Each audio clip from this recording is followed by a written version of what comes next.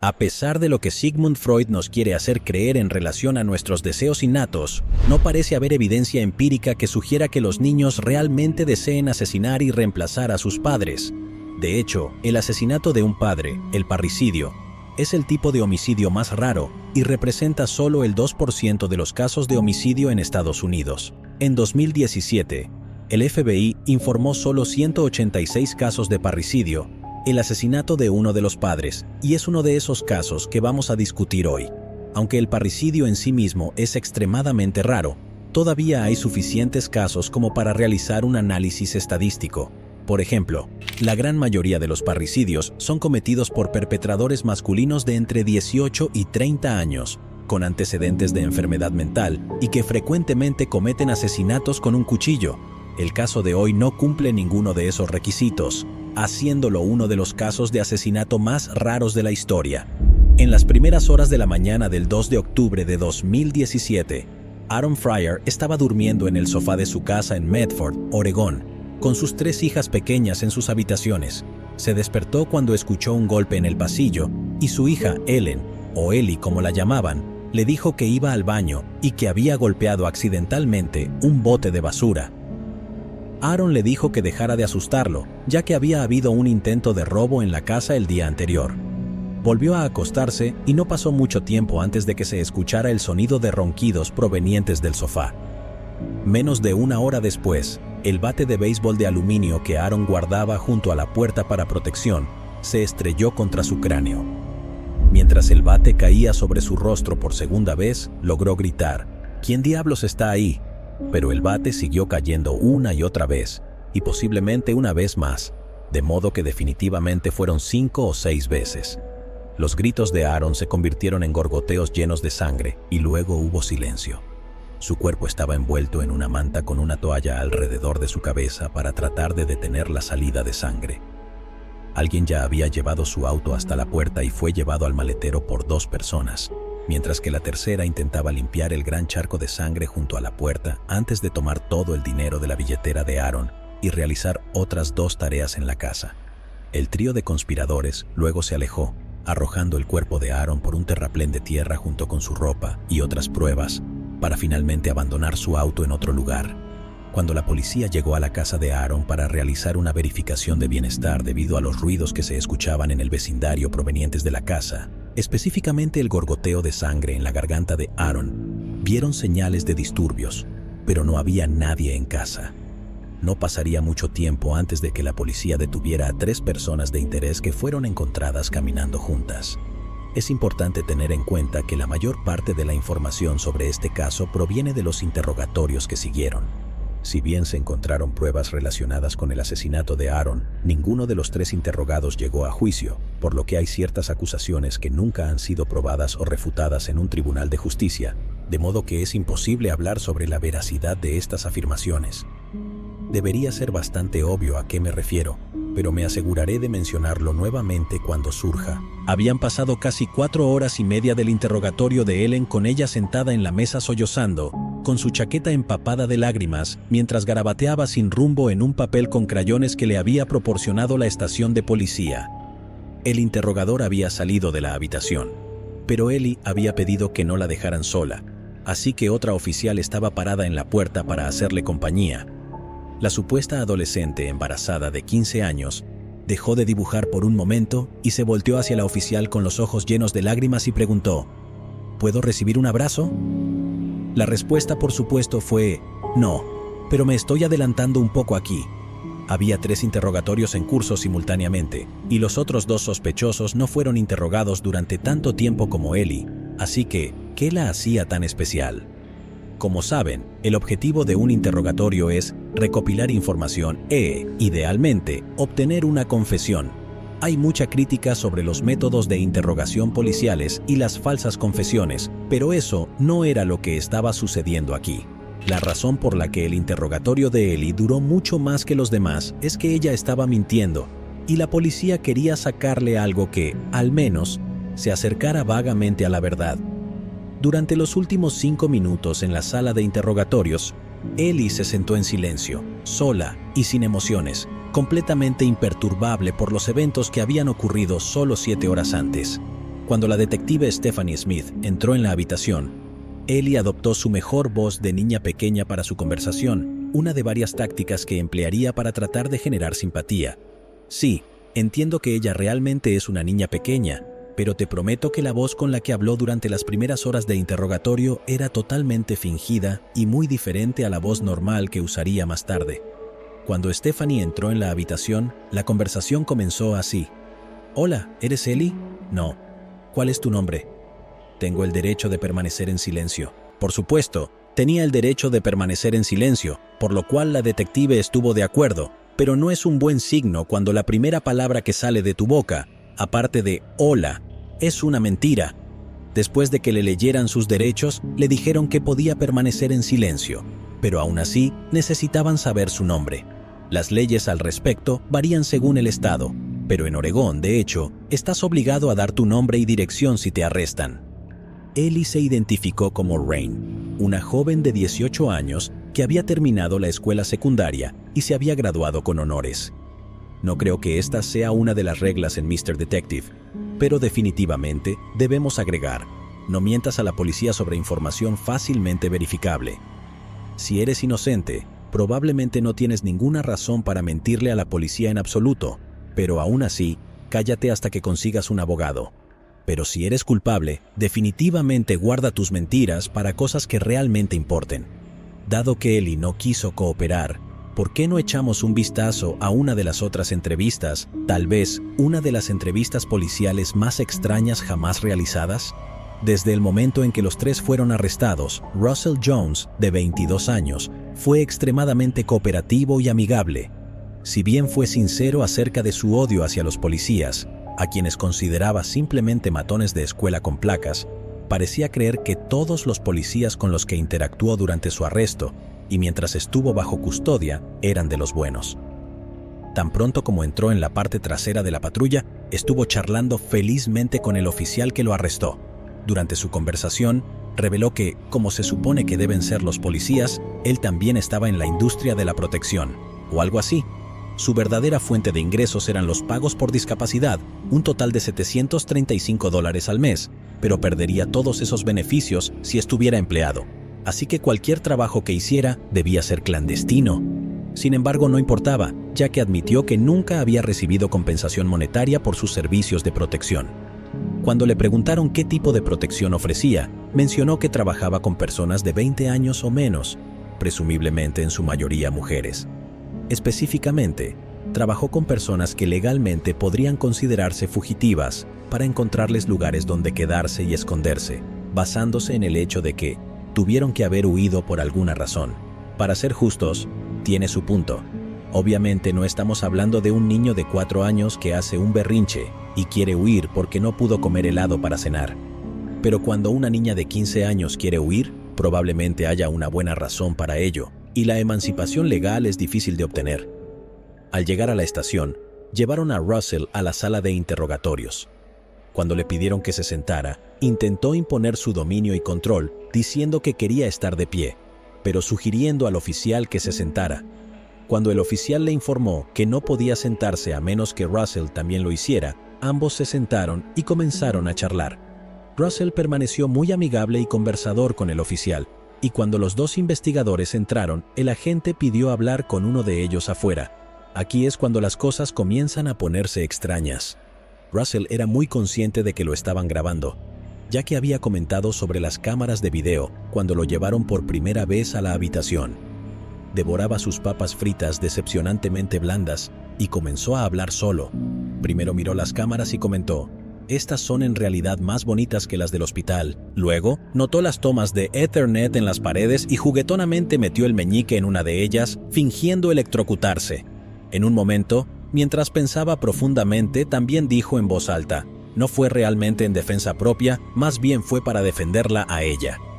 El objetivo de aislar a una persona durante un interrogatorio es hacerla sentir incómoda y aburrida. Sin embargo, debido a su combinación de trastorno bipolar no medicado y autismo severo, Russell era demasiado capaz de entretenerse a sí mismo como para que esa táctica funcionara. No es que se necesitaran tácticas deshonestas, ya que hasta el momento había sido totalmente cooperativo. De todos modos, algunos profesionales especulan que Russell podría haber estado sufriendo esquizofrenia y estaba teniendo conversaciones con alguien que realmente no estaba allí. Personalmente, no estoy de acuerdo, porque incluso si hubiera experimentado esquizofrenia, no parecía estar sufriendo en absoluto, sino más bien disfrutando completamente. Lo más probable es que presente autismo no diagnosticado, que es otra causa especulada del habla de Russell consigo mismo como un medio para practicar conversaciones futuras. Incapaz de comprender la gravedad de la situación en la que se encontraba, Russell comenzó a actuar como si fuera un supervillano. Aunque estuviera bajo custodia, sentía que tenía el poder sobre la policía.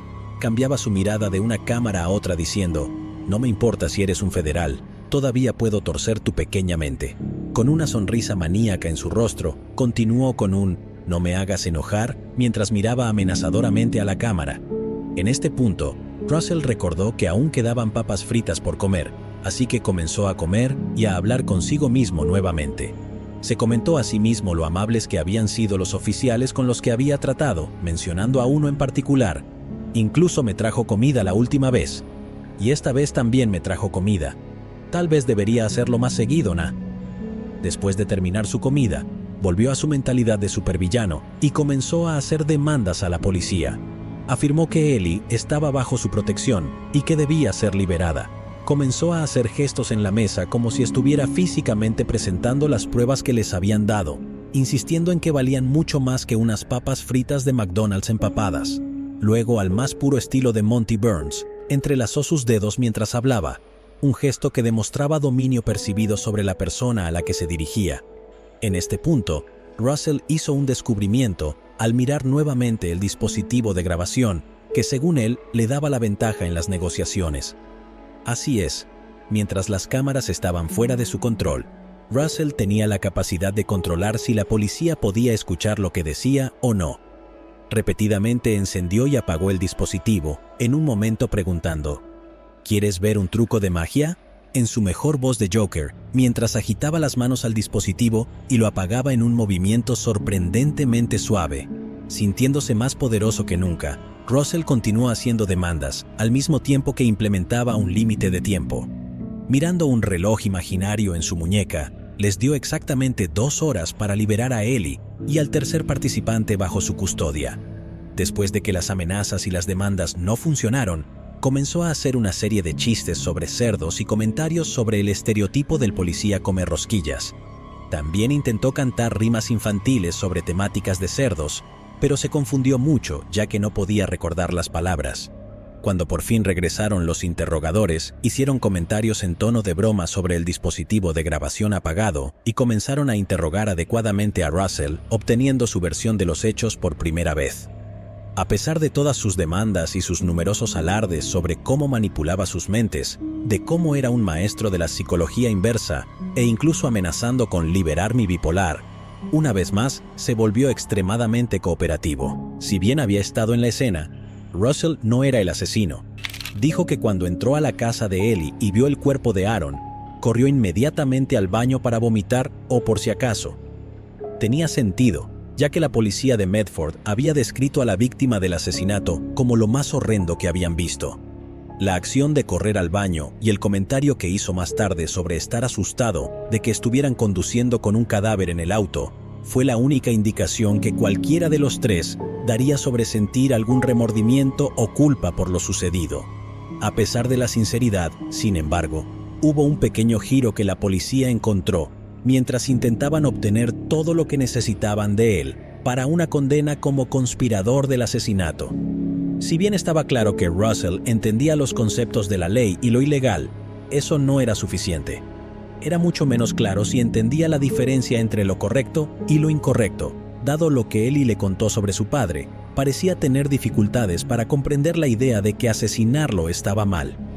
La interrogación inicial de Ellie, manteniendo su nombre falso de Rain, continuó. Ella hizo todo lo posible para actuar preocupada y sorprendida, pero era una actriz absolutamente terrible. Utilizó todos los trucos que pudo pensar para ganar simpatía y salir de la interrogación, aunque continuó respondiendo preguntas a pesar de su deseo inicial de invocar su derecho a guardar silencio. Ellie insistió en que había salido a caminar sola cuando se encontró con amigos. fingiendo ignorar que su padre estaba muerto. También fingió estar angustiada al enterarse de que su perro Sparkle Beak ya no estaba en la casa, a pesar de que tanto ella como el interrogador sabían que Ellie se había llevado al perro consigo. Jugando con una falsa angustia emocional, ignoró las preguntas que le hacían y miró hacia la distancia susurrando: «Ese es mi bebé. ¿Dónde está mi perro?». Continuó evadiendo preguntas y dando respuestas falsas, afirmando que la tercera persona bajo custodia era su novio, pero que había salido recientemente con alguien más durante un par de semanas llamado Justin. Cuando le preguntaron el apellido de Justin, ella dijo que no lo sabía. El interrogador encontró eso muy dudoso. Aunque ella mintió sobre no estar en una relación con el otro sospechoso, dijo algo que definitivamente era cierto: su padre no quería que saliera con él. Aaron incluso supuestamente sacó un arma para alejar a su novio de ella, y no lo culpo realmente. Cuando lleguemos a él, sospecho que estarán de acuerdo.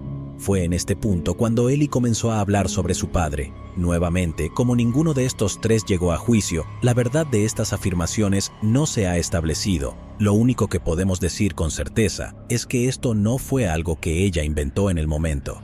Estas acusaciones eran cosas que Elliot le había contado a Russell y a su novio meses antes, por lo que no fue un intento improvisado de buscar lástima, como fingir constantemente ahogarse con agua o quejarse de estar muy cansada. Ellie afirmó que su padre era alcohólico y la maltrataba verbal y físicamente. Alegó que él la insultaba y la golpeaba en varias ocasiones. También afirmó que era muy grosero y abusivo con ella en cuanto a la forma en que comía, ya que era vegetariana desde los 5 años. A lo largo de la interrogación, ella mencionaba comentarios sobre el abuso de su padre en cada oportunidad que tenía, incluso cuando no era realmente relevante para la pregunta que le hicieron. 1 hora después de la interrogación, la detective Stephanie reveló que habían hablado con alguien en la escuela y sabían que ella no era una graduada, sino una estudiante de segundo año de 15 años. Ellie continúa tratando de cambiar de tema, simulando toser falsamente y mencionando que sabe de menores que fuman marihuana y que puede delatarlos. Estoy bastante seguro de que solo puedes obtener un trato para evitar el enjuiciamiento cuando ayudas a atrapar a alguien por un delito más grave. Tratar de evitar un cargo por asesinato, diciendo que conoces a algunos chicos que fumaban un poco de marihuana, es bastante desesperado.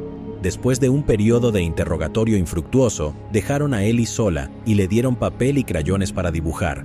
Podría parecer una elección extraña para una adolescente, pero la esperanza era que lo que dibujara pudiera proporcionar a los investigadores algún tipo de visión. No lo hizo. Y a diferencia de los lápices o bolígrafos, los crayones son redondeados y frágiles, además de no ser tóxicos, por lo que no podría hacerse daño a sí misma ni a nadie más con ellos. Cuando Stephanie regresó para reanudar el interrogatorio, ahora armada con toda la información de las interrogaciones de Russell y el novio de Ellie, pudo hacer preguntas más contundentes. Por fin logró sacar la historia del asesinato de Ellie. Pero no era una historia verdadera. Ellie afirmaba que Russell entró a la casa con un machete y que después lo vio cubierto de sangre seca. También afirmaba que los vio poner una lona en el maletero del auto y sospechaba que su padre estaba en el maletero, pero no lo sabía. En su historia, todo lo que sucedió fue idea de Russell y él actuó completamente solo, mientras ella no tenía idea de lo que estaba pasando. Cuando se detuvieron en el camino de tierra, ella insistió en que él solo sacó a su padre del maletero. Luego habló de sus viajes posteriores a Walmart, donde compraron maquillaje y tintes para el cabello, así como de su parada en la Oficina de Ingresos Suplementarios de Seguridad Social, SSI, para inscribir a su novio y poder cobrar los cheques de discapacidad de Russell. Esta parte de la historia era cierta, pero los detectives querían profundizar en sus mentiras. Cuando se le preguntó sobre el bate de béisbol, Ellie volvió a su voz y actitud infantiles originales, fingiendo sorpresa y preguntando si eso fue lo que Russell usó, afirmando que su padre tenía el bate para protección. El tema de su padre surgió nuevamente y Ellie decidió hacer más acusaciones. Afirmó que donde sea que durmiera en la casa, su padre se acercaba y se acostaba a su lado. Stephanie preguntó si su padre hacía cosas y esto parecía ser una pregunta para la cual Ellie no estaba preparada, ya que casi de inmediato se derrumbó.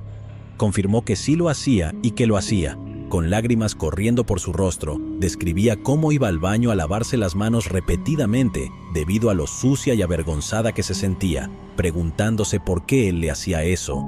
Lloró intensamente, luchando por articular las palabras. Los padres no deben hacer eso a sus hijas. Cuando se le preguntó si quería pañuelos, Ellie dijo que estaría bien y bromeó entre lágrimas que su chaqueta era a prueba de agua. Dado que casi todo lo que Ellie dijo hasta ese momento era una mentira, no podemos estar seguros de si esta historia es verdadera. Amigos y familiares de Aaron continuaron apoyándolo, afirmando que era un padre excelente y que amaba a sus hijas más que a nada. Si es verdad, definitivamente habla de un motivo por el cual una chica extremadamente brillante que parecía llevar una vida normal según los estándares de una niña superdotada de clase media, querría que mataran a su padre. No voy a emitir un juicio sobre si la afirmación de Ellie es verdadera o no. Lo que podemos decir con certeza es que, después de haber visto casi 9 horas de imágenes de CCTV de esta chica de 15 años, este es el único momento donde muestra algo que podría considerarse una emoción genuina. Gavin era un chico inusual, por decirlo amablemente. Se decía que no era popular, pero se llevaba bien con muchos grupos diferentes de personas. También era conocido por su temperamento corto y su tendencia a explosiones violentas, algo que empeoró a los 17 años cuando dejó de tomar su medicación para el TDAH. Su escuela le había realizado varias evaluaciones para determinar si representaba un riesgo para sí mismo o para los demás, y entre los estudiantes había un entendimiento de que, si alguna vez hubiera un tirador en la escuela, él sería quien lo haría, pero nadie realmente pensó que haría algo así. Hacía comentarios sobre querer matar gente e incluso decía que sería fácil salirse con la suya, pero nadie lo tomaba en serio. Probablemente él mismo no se lo tomaba en serio. Además de ser un poco extraño e innecesariamente provocador, también era algo reservado en sus relaciones con las personas. Tenía varios grupos de amigos que no sabían de la existencia de los demás. Eso no es necesariamente anormal, pero al menos 2 amigos diferentes se presentaron diciendo que Gavin vivía en sus casas, ninguno de los cuales sabía del otro. Es como ser un adolescente sin hogar y tener 2 familias a la vez. Después de que Gavin cumplió 18 años, un amigo descubrió que a menudo se quedaba enfrente de la escuela secundaria, por lo cual le dijo a Gavin en pocas palabras: «¿Qué mierda estás haciendo, hermano? Y de paso, no hagas eso». Así es, para el momento del asesinato de Aaron, Gavin era el novio de 19 años de Ellie, quien tenía 15 años. Se conocían desde hace un año y habían salido durante al menos 6 meses. Como dije, yo también le apuntaría con un arma si esa fuera mi hija. Aaron en realidad llamó a la policía previamente por violación estatutaria y Gavin perdió a muchos de sus amigos e incluso abandonó la escuela 3 meses antes de su graduación, como resultado de las burlas que recibió por parte de sus compañeros de clase cuando descubrieron que estaba saliendo con una chica de 15 años. En cuanto a su interrogatorio real, no mostró absolutamente ninguna resistencia. Después de que le leyeran sus derechos e informaran sobre algunas de las pruebas, como que habían encontrado el cuerpo de Aaron, Gavin comenzó de inmediato a contar exactamente lo que había sucedido sin mostrar remordimiento, explicando con calma lo que hicieron y cuál era el plan. Incluso mencionó que el plan original implicaba usar cloroformo en todos en la casa antes del asesinato, pero que ya no se podía comprar cloroformo en internet. Esto provocó una reacción muy genuina y comprensible por parte de uno de los interrogadores, un «¿Qué mierda dijiste?», cuando confirmó que Gavin tenía la intención de usar cloroformo en las 2 hermanas menores de Ellie. Mencioné anteriormente que Gavin era impredecible en cuanto a sus problemas de ira, especialmente cuando se trataba de sus amigos o personas a las que quería, pero esto estaba mucho más allá de lo que se le conocía. Su reacción típica solía ser 1 o 2 golpes, y eso era todo. No estoy diciendo que eso esté bien o sea aceptable, pero está lejos de ser asesinato. En las entrevistas con sus amigos y familiares, todos afirmaron que creían que Ellie lo manipuló a la fuerza para que lo hiciera. Uno de ellos llegó a decir que Ellie era 100% culpable. Entonces, ¿decía Gavin la verdad cuando decía que nunca quiso matar a Aaron? Según Ellie, sí. Después de 5 horas de interrogatorio, la detective Stephanie logró hacerla dejar de mentir y contar la verdad, aunque lentamente y todavía intentando minimizar su participación. Ellie afirmó que su plan original era escapar, pero Russell propuso la idea de encargarse de Aaron. También mencionó la vacilación de Gavin diciendo: «De alguna manera lo presioné para que lo hiciera», afirmando que lo presionaba para ello. Cuando le preguntaron cómo se sentía conduciendo con su padre muerto en el baúl, Ellie lo describió como una descarga de adrenalina. Mientras los dos hombres estaban deshaciéndose del cuerpo, ella dijo que lanzó el bate alto hacia un árbol, mientras simplemente se relajaba y disfrutaba de la naturaleza. De manera muy curiosa, al final de su interrogatorio, mencionó que quería ser juzgada como adulta. Gavin fue el interrogado por menos tiempo, ya que se derrumbó inmediatamente sin ninguna presión, y no tenía amigos imaginarios con los que hablar ni trucos mágicos para pasar el tiempo.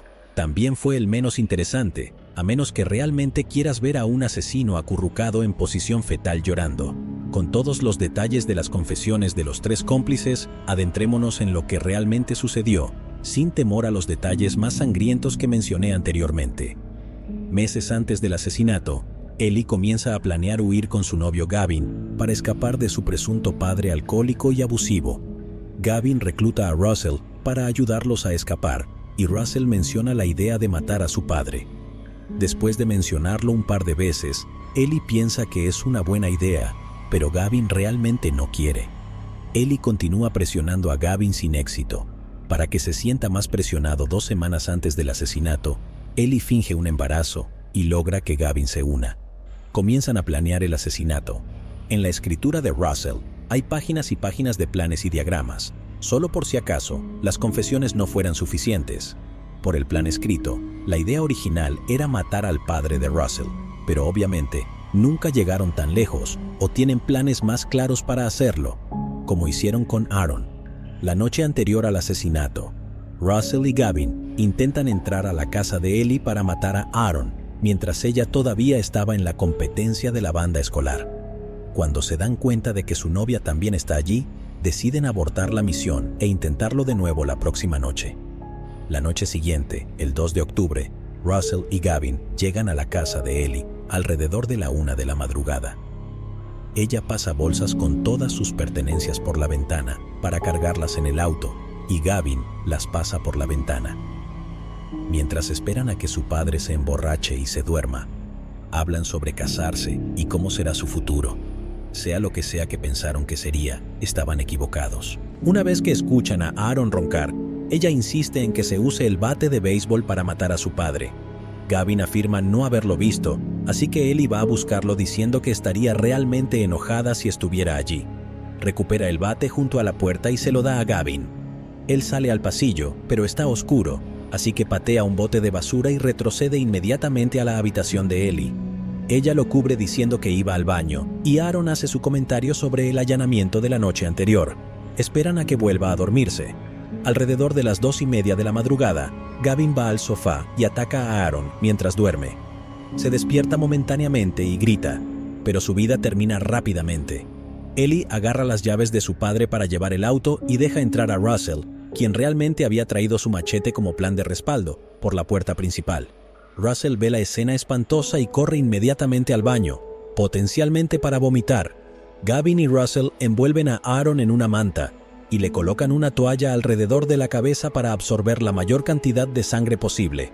Kevin agarra sus piernas y Russell su torso y juntos colocan su cuerpo en el maletero mientras Ellie regresa adentro. Ella agarra una toalla para limpiar la mayor cantidad de sangre posible y luego roba todo el dinero de la cartera de su padre, aproximadamente $40. Luego va a despedirse de sus hermanitas, diciéndoles que no volverá. Pregunta si oyeron algo y dicen que oyeron a su padre decir una mala palabra, lo que significa que habrían escuchado todo lo que vino después. El gorgoteo de la sangre tan fuerte que el vecino podía oírlo. Ellie entonces agarra a Sparkle Beak y va al auto. Dejan todo en una de las casas donde se queda Gavin, y luego van a desechar el cuerpo de Aaron. Abandonan el auto y van a Walmart temprano para comprar un poco de maquillaje y tinte para el cabello, pero Ellie obtiene el tinte equivocado y regresa para devolverlo solo por si había alguna duda sobre su falta de remordimiento. Gavin puede verse en las cámaras de seguridad de Walmart sonriendo y sacando la lengua a una de las cámaras. La sección de salud y belleza de Walmart suele tener televisores mostrando las imágenes de seguridad, ya que esa sección sufre una cantidad extremadamente alta de robos, así que esto habría sido para entretenerse y no una declaración grandiosa sobre su desprecio por la autoridad o el alto nivel de vigilancia civil. Después de salir de Walmart, van a la oficina del Seguro Social para que Gavin sea designado como el beneficiario de las reclamaciones de discapacidad de Russell. Poco después, un auto de policía se sube a la acera cortando su camino. son esposados y llevados para ser interrogados. Escapar con un asesinato no fue tan fácil como Gavin había presumido ante sus amigos que sería. Mencioné que ninguno de los tres fue a juicio, pero no porque de alguna manera se salieran con la suya.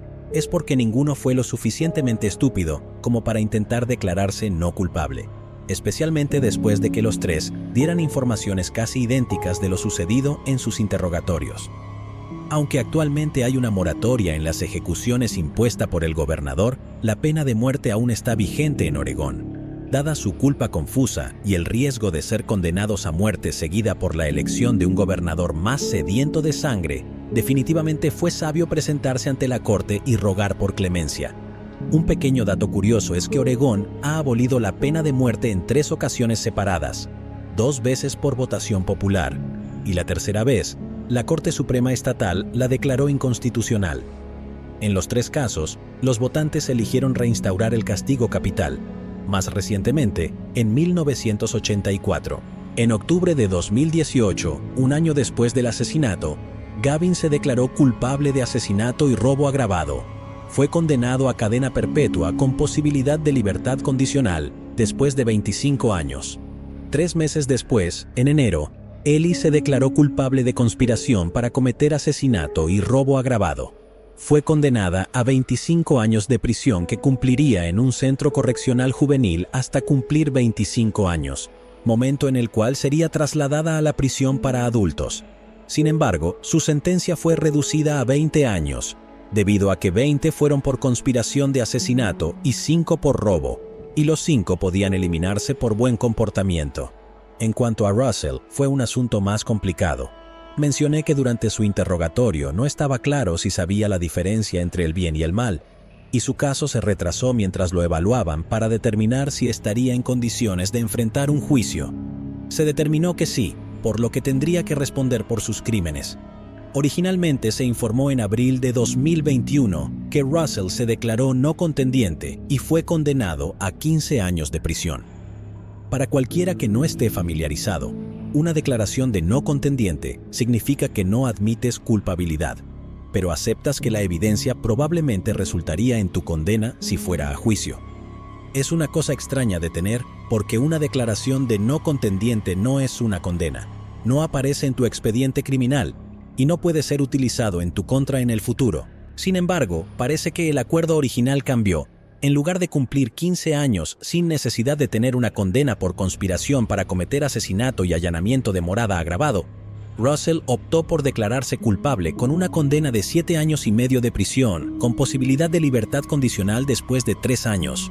Bien amigos, sé cuánto les gustan estos casos moralmente complejos de Mr. Detective. Así que veamos si podemos analizar este. Ellie, Gavin y Russell se declararon culpables del asesinato de Aaron, y con razón, pero ¿qué tan culpables fueron cada uno de ellos? Gavin cometió el acto, pero lo hizo a regañadientes y fue presionado por Ellie. Incluso algunos dicen que ella lo manipuló.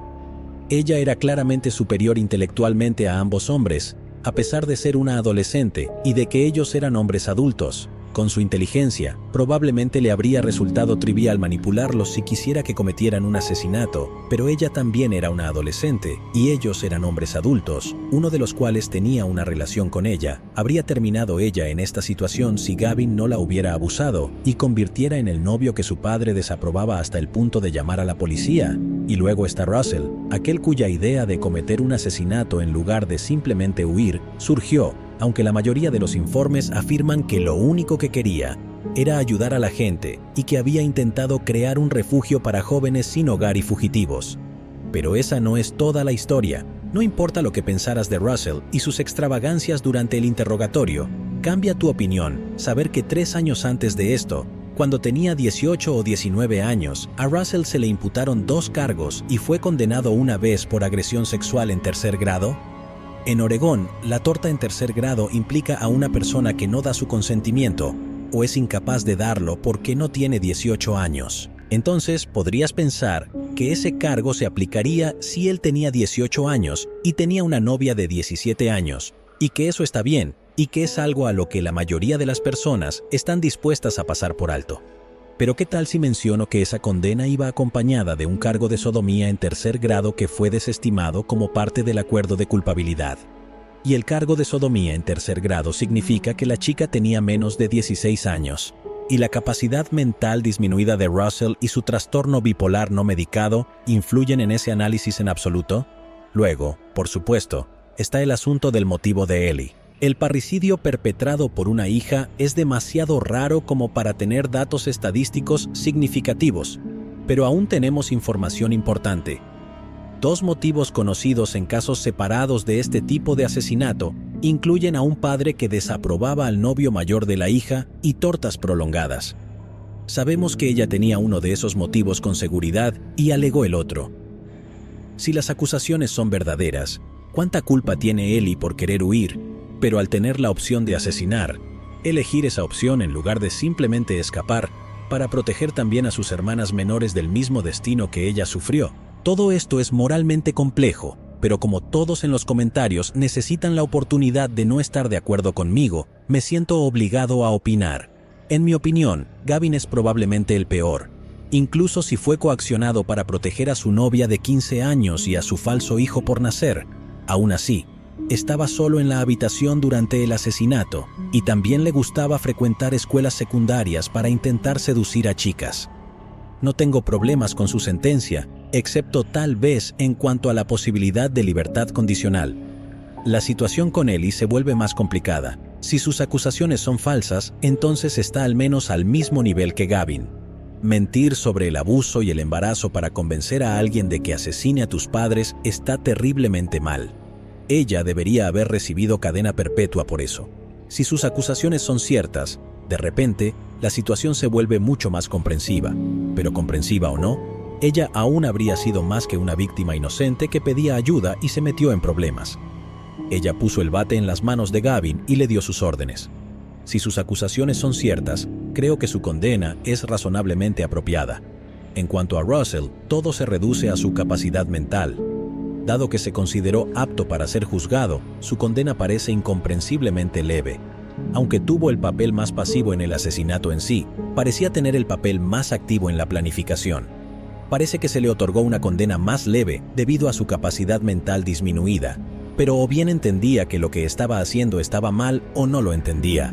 No se puede decidir que solo sabía en parte que estaba mal, por lo que solo se le va a enviar a prisión en parte.